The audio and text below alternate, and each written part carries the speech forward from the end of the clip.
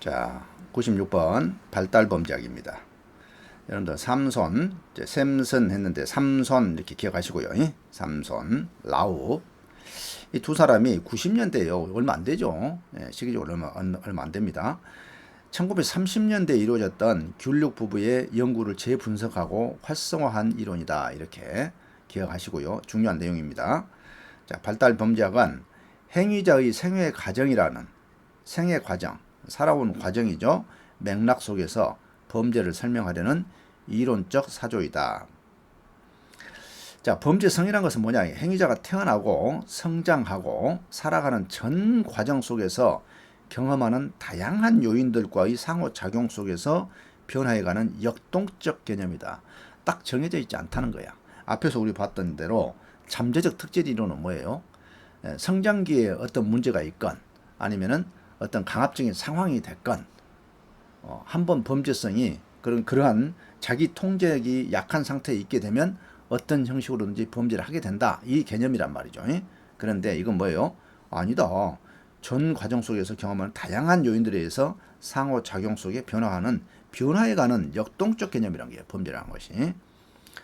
자, 발달범죄학은 단순히 범죄 행위의 실행 여부를 기준으로 범죄자와 비범죄자를 구별하는 단선적 관점을 지양한다. 지양. 범죄자냐 비범죄자냐 이렇게 볼 것이 아니라는 얘기야. 나이에 따라서 생애 과정 따라서 달라질 수 있다. 이런 얘기라는 거. 자, 두 모형을 비교해 봤습니다. 전통적으로 우리가 갖고 있는 범죄학 모형이고요. 발달범죄학이 갖고 있는 설명 모형이에요. 자, 전통적 관점에서는 특정 시점을 기준으로 한다는 거예요. 유년기, 특별히 유년기를 많이 들여다봅니다. 자, 행위자의 개인적 성향 차이를 조사하는 횡단적 연구. 자, 횡단적 연구. 한 사람의 생애 과정에서 범죄 성향은 큰 변화가 없기 때문에 특정 시점을 기준으로 한 번의 조사만으로 충분하다. 이제 이 말은 무슨 얘기냐면 연구 방법을 얘기할 때 우리 표본 집단 조사라는 연구를 했습니다. 그것은 뭐예요? 표본 집단. 정상적인 집단하고 비정상적인 집단을 비교한다고 그랬죠. 근데 비교한데 언제 비교합니까? 보통 이제 비행 청소년이기 때문에 뭐 20세, 18세 이때 한 시점에서 뭐 1990년에 90년 이런 집단을 양 두 집단을 모집해 갖고 내가 비교해 봤어. 그랬더니 비행 집단은 이러이러한 특징을 갖고 있어. 라고 하는 특정 시점을 기준으로 연구하는 것이 뭐예요? 전통적 범죄학이다. 이런 얘기예요. 연령과 범죄율 간의 상관관계가 나이와 범죄율 간의 상관관계가 범죄자들의 범행 빈도의 변화를 나타내는 것이고 범죄자 숫자의 변화를 보여주는 것은 아니다. 이제 비율을 나타낸다 이 말이죠. 비율을. 자, 아까 봤던 가프레드슨과 허시가 나왔어요. 이분들은 누구라고요? 범죄 일반 이론가야? 자기 통제 이론가야? 자, 범죄 성향은 대략 몇 세? 4, 5세 어린 나이에 형성된다. 그리고 평생 동안 큰 변화 없이 유지된다. 이거 프로이트도 이런 얘기를 하고 있고요. 대부분의 이렇게 심리학 관련 학자들은 이렇게 이제 얘기를 합니다. 처음부터 범죄 성향 집단과 아닌 집단이 구분된다. 자, 범죄율은 주로 전자의 집단이 저지르는 범죄를 반영한다. 20세 이후의 범죄율 감소는 단지 범죄 성향을 가진 집단이 성인기에 접어들면서 성숙해졌기 때문이다. 이렇게 본다. 이렇게 간단하게 본다 이 말이야. 성숙해졌기 때문에. 자, 나이가 들어서 범죄가 줄어든다. 이 개념은 성숙 이론하고 발달 범죄하고 사실은 유사한 거예요. 그런데 발달 범죄에서는 단순히 나이가 들어서가 아니라 뭐예요? 어떠한 사회 자원이 생겼기 때문에 중단한다. 이렇게 보는 개념입니다. 자, 볼까요? 행위자의 생애 과정을 따라서 반복적으로 추적 조사야. 다시 말해서 추행 조사입니다. 추행 조사. 추행 조사는 뭐예요? 15살 때부터 35살 때 뭐 50살 이렇게 쭉쭉쭉 따라가면서 보는 거야. 이걸 그래서 우리는 종적 조사라고 하고요. 종단적 연구 방법이라고도 그래요. 자, 생애 과정의 각 시점에 따라 다른 요인들이 행위자에게 차별적인 영향을 미치고 이를 통해서 범죄성의 지속, 중지, 강화, 약화 등의 역동적 변화가 나타난다. 자, 범죄율 변화는 범죄 행위 참여자 숫자 자체의 변화를 반영한다. 예? 반영한다. 자, 범죄 현상에 대한 접근은요. 대체로 후기 아동기와 초기 청소년기인 10 내지 14 연령대에 비행위가 시작된 후에 점차 범죄를 증가하다가 중기와 후기 청소년기인 16세, 17세에 가장 높은 범죄를 기록하고 이후 성인기에 접어들면서 급격히 감소한다. 자, 16세, 17세 연령 집단이 가장 높은 범죄율을 나타내는 이유는 범죄 행위에 가담하는 청소년들이 가장 많기 때문이다. 이 청소년들 눈여겨보셔야 해요. 자, 성인기에 범죄율이 급감한 이유는 뭐냐 했더니 일부를 제외하고 다수는 범죄 행위를 중지하기 때문이다. 중지하기 때문이다.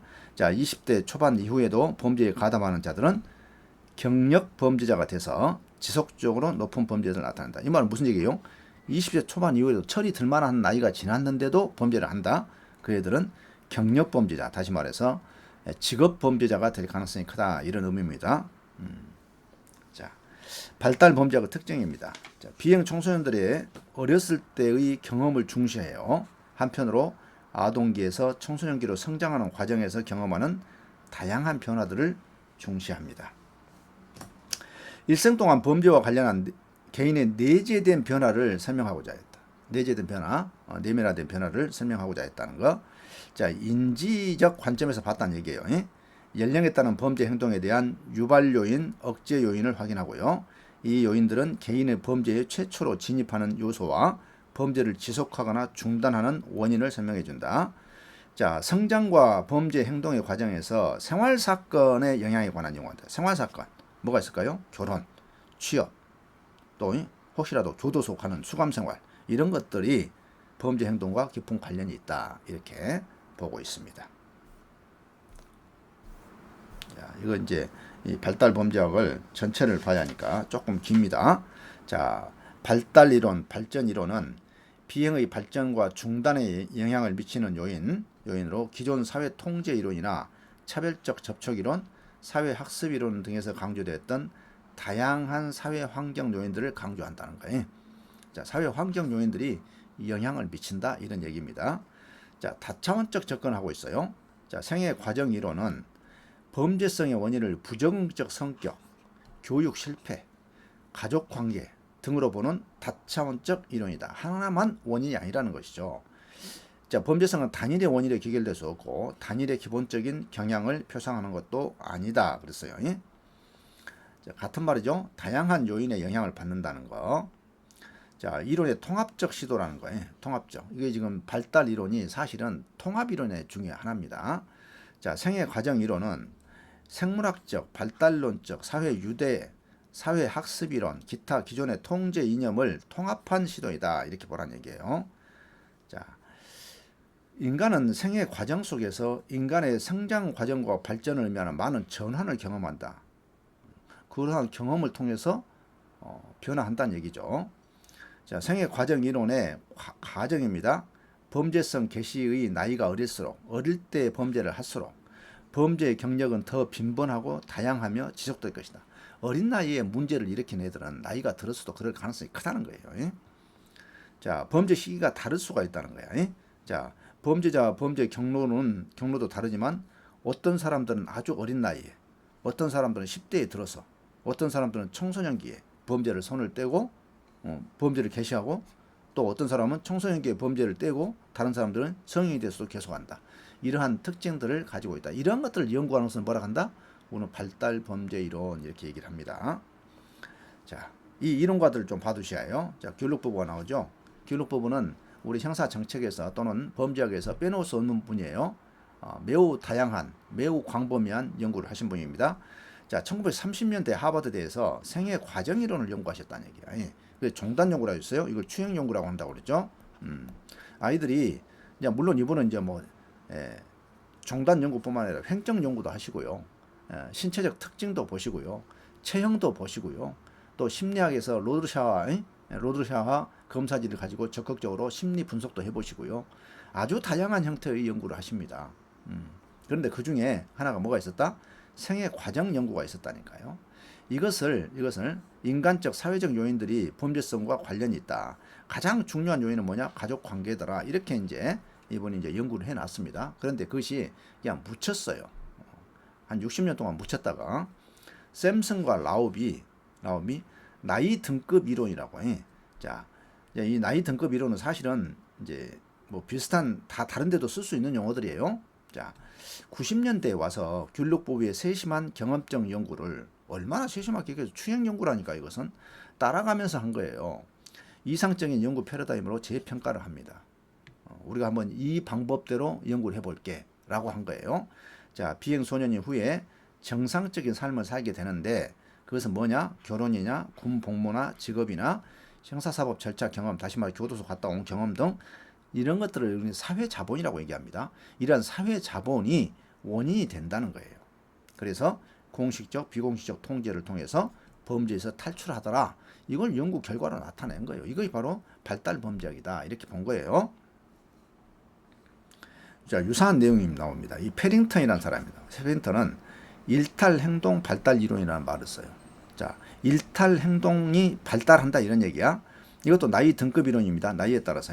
자, 대부분 성인 범죄자들이 어린 시절에 범죄 행동을 시작한다. 그런데 일정한 나이가 들면 발생하는 생활의 변화는 범죄 행동을 그만두게 하는 요인으로 작용하더라. 이런 얘기예요. 자, 그러면 이거 이름 다 외워야 한다고 그랬어요. 제가. 자, 패링턴은 패던 링에서 턴했어. 턴.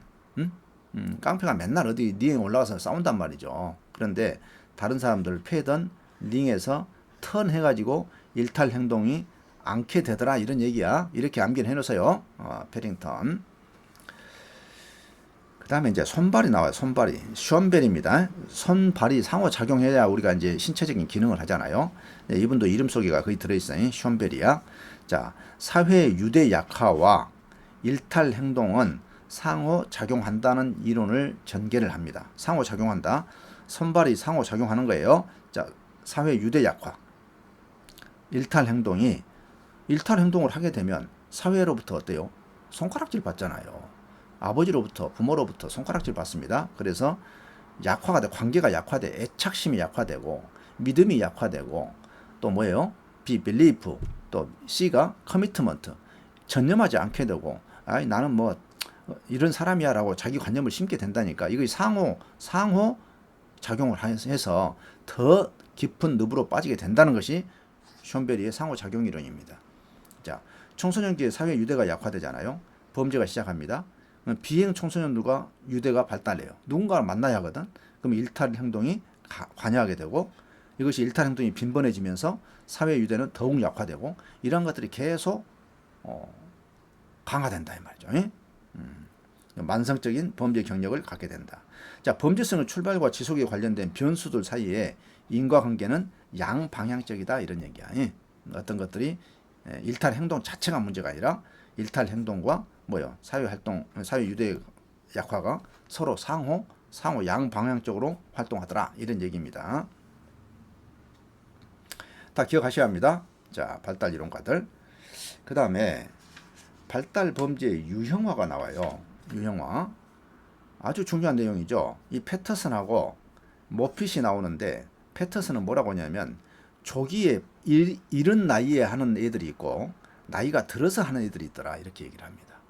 자, 아동기의 공격적이고 반사회적 행동을 특징으로 하고 있어요. 이것은 우리 앞에서 얘기한 가프레드슨의 얘기처럼 부적절한 양육이 원인이다 이렇게 봤고요.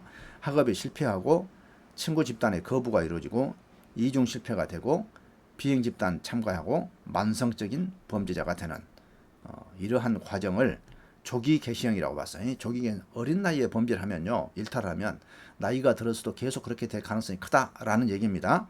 자, 만기 개시형은 청소년 중후기에 친구 영향으로 부모가 없이 감시 감독 부재가 원인이 돼서 하는 범죄를 말해. 그래서 성인기에 진학을 하고 취업을 하게 되면 불법적 행동은 중단합니다. 자, 이런 유형을 패터슨이 먼저 얘기를 했다 이 말이야. 자, 조기 개시형, 만기 개시형으로. 자, 그랬더니 모핏이 이것을 받아들여서 자, 인생 지속형과 청소년 한정형으로 이렇게 나눠요. 그러면 자, 조기 개시형은 뭐가 되겠어? 이 사람은 뭐예요? 만성적 범죄자라고 했잖아. 이 내용이 인생 지속형을 의미해. 자, 아동기에 시작해서 전생의 과정 지속과 일탈을 일삼는다. 이것이고요. 그 원인이 뭐냐라고 했더니 신경 심리 결함이라고 봤어. 뇌신경학의 손상이라고 봤다니까.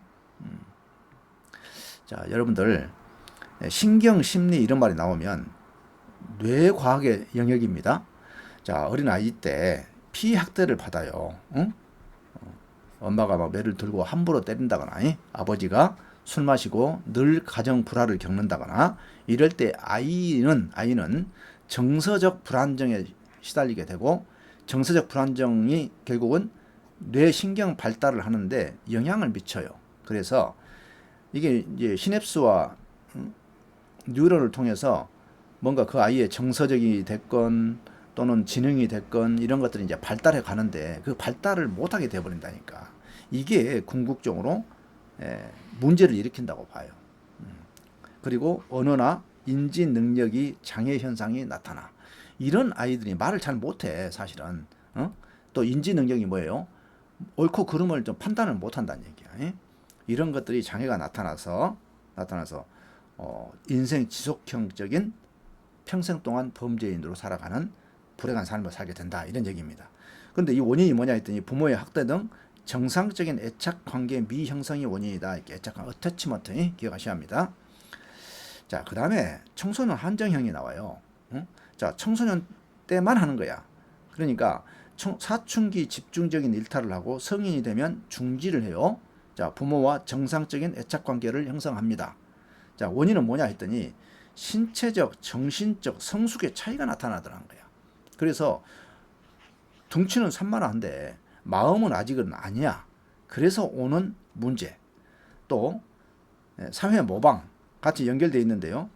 덩치는 크지만 뭐요? 아직은 청소년이란 말이야. 그래서 흡연도 해서도 안 되고 음주를 해서도 안 돼. 이걸 우리는 뭐라고 그래? 지위비행이라고 그래. 지위비행. 이 지위비행에 해당하는 것을 모방 차원에서 해. 나도 덩치가 이만큼 컸는데 옆에 아저씨 보니까 삼촌 보니까 아니 술 마시고 담배 피는데 왜 나는 못해? 라고 한단 말이야. 그렇지만 일정한 나이가 지나면 이 자체가 나이로부터 벗어날 뿐만 아니라 이 모방으로부터 굳이 모방할 필요가 없다 이 말이야. 주체적으로 하게 된다. 그래서 여러분들은 모핏의 인생 지속형 청소년 한정형 그 원인이 무엇인지 봐두셔야 합니다. 모방이에요. 사회 모방 또 성숙의 차이입니다. 자, 청소년 한정형은 이렇게. 자, 그 다음에 자, 범죄 중지에 대한 인지 이론이라는 게 있어요.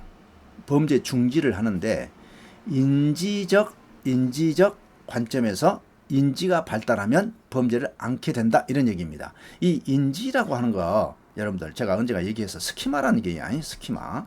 세상을 바라보는 눈이에요. 또 나를 바라보는 눈입니다.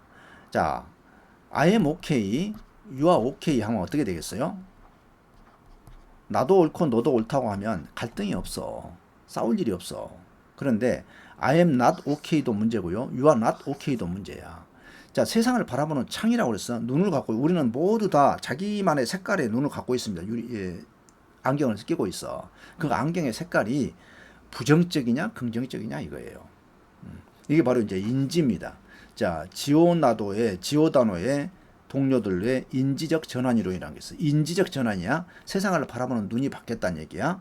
이제 인지라는 것은 어느 정도 또 강하냐면 내면화가 되어 있는 것을 말해요. 내면화. 내가 잠깐 뭐 기분이 뭐 붕 떴다 이런 개념이 아니야. 내가 잘 살아야지. 내가 이래서는 안 돼야지. 감정적이고 흥분된 상태의 어떤 그런 감동 이 수준이 아니고 그 감동이 깊숙이 내면화돼서 당연하게 받아들이는 수준. 이것이 바로 이제 인지입니다. 그래서 스크립트란 말을 써. 스크립트. 심리학에서는 스크립트란 말을 써요. 무슨 얘기냐면 스크립트는 바위에다가 글자를 새기는 것을 말해요. 바위에다가 글자를 새긴 만큼 우리 마음속에 깊숙이 내면화되어 있다는 것을 의미해요. 자, 볼까? 샘슨과 라옵에 대한 비평을 합니다. 자, 범죄성 변화에 있어서 행위자의 의지적 요소를 일부 고려했지만 의지로 한다. 의지로. 행위자의 내면적 변화 과정을 본격적으로 다루지는 않았다. 삼성과 라업이 그냥 취직하고 결혼하고 뭐 또 이런저런 사회 경험으로 인해서 사회 자본이 생기면 범죄를 하지 않게 된다. 이 정도 단순하게 생각했다니까. 그런데 지오다노는 아니야. 그 정도 갖고는 안 돼. 비공식적 사회 통제 강화는 사회 유대의 복원과 같은 관계적 차원의 변화이지 인지적 차원의 변화는 아니다. 응? 근본적인 변화가 아니라는 거야. 자, 통제 이론의 가정들의 한계를 지적합니다. 자, 환경에 대한 의존성이 높은 아동기와 청소년기의 변화를 설명하는 데에는 적합하다. 통제 이론이 못하게 하니까. 그런데 특정한 행위를 주체적으로 선택해서 자신과 주변에 영향을 미칠 수 있는 능력과 여지가 있는 성인기에는 자기 선택하잖아요. 그럴 때는 그 정도 갖고 통제 이론 갖고 성인들의 범죄 중단을 설명할 수 없다. 이런 얘기입니다. 따라서 성인기의 행동 변화 과정 속에서 행동 주체의 능동적이고 의도적인 역할에 주목해야 하는데 이것을 위해서는 인지적 차원의 변화가 없이는 안 된다. 이렇게 본 거예요. 자, 인지적 차원의 변화, 이것을 우리는 뭐라 한다? 인지적 전환 요소라고 그래. 자, 지오다노는 이렇게 얘기합니다. 자, 변화를 수용해야 한다. 가장 근본적으로 변화를 받아들이는 마음이 요구된다. 단계요. 자, 나는 정말 변해야겠다. 내가 이렇게 살아서는 안 되겠다. 이걸 받아들이는 겁니다. 그리고 긍정적 상황을 인식을 합니다. 긍정적 상황. 자, 변화의 계기를 만나야 하고 보다 중요하게는 이를 긍정적 발전을 위한 새로운 상황으로 인식해야 한다. 자, 여러분들 부정적 상황이 오면 부정화되는 건 당연한 거예요. 자, 부정적 상황의 발생 그랬잖아요. 부정적 자극의 발생. 그러면 당연히 스트레스 쌓이지. 그런데 그러한 스트레스 상황이 온다 할지라도 뭘로 보라? 긍정적 발전을 위한 기회로 볼 줄 알아야 한다는 얘기야. 응? 이게 바로 긍정적 상황의 인식입니다. 어떤 상황이든지 긍정적으로 바라보는 시각과 능력을 갖춰야 한다는 거예요. 그 다음에 대체 자아의 구체화입니다. 자, 지금까지는 우리는 뭐였어요? 늘 부정적 자아를 가지고 있었다니까. 나는 안 돼. 나는 부족해. 나는 다른 사람들 때문에 안 돼. 이렇게 부정적인 생각을 많이 가져. 그러면 다른 사람들하고 관계가 안 됩니다. 그래서 그 자아, 부정적 자아죠. 이 부정적 자아를 친사회적으로 바람직한 대체 자아를 마음속에 그려보고 구체화해야 한다는 얘기. 내 마음속에 새로운 마음을, 새로운 스키마, 새로운 인지도식이라고 그랬어요. 인지도식. 새로운 안경. 이것을 만들어야 한다는 얘기야. 구체화시켜야 해. 자, 그리고 범죄와 무관한 삶을 살아가는 거야. 행위자가 지금까지의 범죄 행동을 더 이상 긍정적으로 여기지 않고 자신의 삶과도 무관하다고 인식하게 되는 상태. 나는 범죄하고는 관계없는 사람이야 라고 인식하는 상태. 이것을 우리는 지오다노의 범죄 중지를 위한 4가지 인지적 전환 요소 이렇게 설명을 합니다. 아직 출제는 안 됐지만 굉장히 중요한 내용입니다. 우리 삶 가운데서도 정말 중요한 과제예요. 우리는 누군가의 보호를 받으면서 양육을 받은 사람이란 말이야. 받으면서 나도 모르게 부정적 자아를 갖게 되고 어떤 상황이든지 부정적으로 인식하게 되고 이런 것들이 자기 삶을 갖다가 망치게 된다니까. 이것을 긍정화시키는 것, 인지의 변환 작업이 필요하다. 이것이 바로 지오다노의 인지적 전환 이론입니다. 자, 마루나라는 사람이 구원 대본 이론이라는 얘기를 했어. 구원 대본. 자, 이거 생전 안 들어본 소리 아니에요. 자, 말루의 내가 구원 투수가 될래 이런 얘기 아니? 구원 투수가 될래. 구원 대본입니다. 자, 이 말은 범죄 중지 과정의 정체성 변화에 주목한다. 이 앞에 말하고 사실은 거의 유사합니다. 앞에 지오다노가 한 얘기하고 유사해요. 자, 마루나는 한 개인이 자신의 지나온 삶을 이야기하는 방식이 그 사람의 삶 전반에 지대한 영향을 미친다고 봤어. 우리가 나는 이렇게 옛날에 이렇게 살았어라고 얘기하는데 그 사람이 한 얘기들을 이제 이렇게 되짚어서 보면 청년 때도 사실은 그 얘기를 했어요. 본인은 잊어버립니다. 마치 지금 있는 환경 때문에 이야기한 것처럼 얘기를 해. 그런데 그 서사는 똑같습니다. 유년기에 형성된 것이 청년기, 장년기, 노인기 돼가지고도 사실상 같은 얘기를 하고 있어요. 그걸 본인이 모를 뿐이야. 지금 현재의 상황에서 내가 영향을 받고 있다고 생각을 많이 해. 그런데 그것이 아니라는 거예요. 인지 구조라고 하는 건 아까 얘기했죠. 스크립트라고 하는 것은 바위에다가 글자를 새기는 거예요. 바위에다 글자를 새길 때 언제 새기느냐? 유년기에 새긴다고 봤어요. 유년기에 그것이 생성이 돼. 그러니까 그 부정적인 자기관념을 늘 갖고 사는 거야.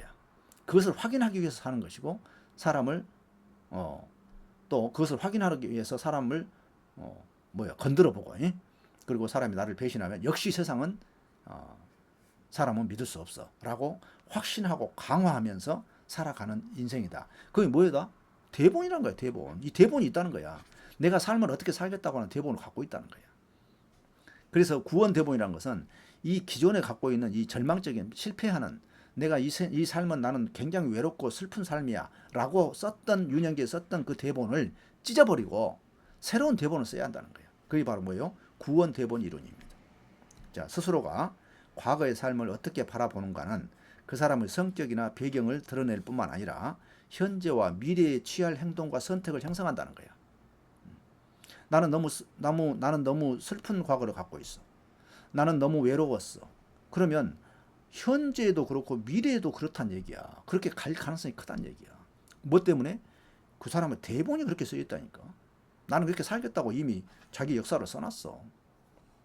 자, 공통점은 뭐예요? 정체성 파악의 중요성입니다. 자, 차이점 뭘까요? 정체성 파악을 위한 범죄자의 인생 이야기에 주목할 것을 주장하고 한 사람의 정체성은 일종의 서사 구조를 띠기 때문이다. 서사 구조는 뭐예요? 계속 역사를 갖고 있던 거야. 역사를. 단순히 그 순간에 끝난 게 아니야. 자, 구원 대본과 저주 대본이 있어요. 범죄 중단 집단의 서사를 구원 대본. 자, 나는 이제 범죄를 하지 않아 라고 하는 것이 구원 대본이고요. 범죄 지속 집단의 서사를 저주 대본으로 명명했다는 거야. 이 저주 대본은 실패 대본을 말합니다. 제가 지금 이제 심리학에서 인지 이론에 대한 얘기들을 좀 사실상 다 한 거예요. 그래서 우리가 대화를 하다 보면 상담을 하다 보면 자기가 맞다고 다 생각을 해요. 자기가 다 맞다. 나는 배신 당했고 나는 이렇게 열심히 했는데 손해 봤다. 이렇게 자기 중심으로 다 얘기를 해. 그런데 들여다보면 비합리적 판단을 할 경우가 굉장히 많아. 우리는 합리적 판단도 할 수 있지만 비합리적 판단도 할 수 있다는 사실을 인정을 해야 해. 그걸 받아들여야 개선할 수가 있어. 자기 삶을. 그래서 지금 인지적 관점에서 범죄 문제를 설명하고자 하는 것이 지오다노와 마루나의 이야기다. 이렇게. 자, 발달 범죄학의 평가와 비판입니다. 자, 평가. 생애 전반에 걸쳐서 반사회적 행동과 행위자에게 불리하고 부정적인 환경과 조건들이 상호작용하고 역동적 과정을 드러냈다. 자, 생애 과정이란 불예측성, 역동성으로 점철되어 있다는 사실을 충분히 고려함으로써 범죄성의 가변적 특성을 놓치지 않고 있다. 범죄성은 변할 수 있다. 안 할 수도 있다. 이런 얘기예요. 자, 비판을 볼까요? 개인들의 삶 속에서 발생할 가능성이 있는 개별적인 사건에 초점을 맞춘 사후적 설명에 불과하다. 범죄 원인을 진짜로 잡아가지고 이렇게 해결했느냐? 그것이 아니다는 얘기죠. 개인의 인생사에 변곡점으로 취급하는 사건들은 행위자의 성향으로 인한 결과라는 점을 간과하고 있다. 자, 이 자체에 변곡점으로 일어난 사건 이 자체가 중요한 것이 아니라 그 사람의 성향으로 의한 결과라는 거죠. 나이가 들어감에 따라 사람에게서 보편적으로 나타나는 생물학적 변화를 고려하지 않았다. 보편적으로 나타나는 생물학적 변화는 뭐예요? 나약해지는 것이죠. 무약해지는 거야. 무약해지는 거. 이런 것들도 사실은 변화 아니냐 이게. 그걸 우리는 이제 성숙 이론에서 설명합니다. 자, 이것은 발달 범죄적 관점에서 본 것은 아니에요. 자, 이렇게 조금 길어졌지만 중요한 내용입니다. 발달 범죄학.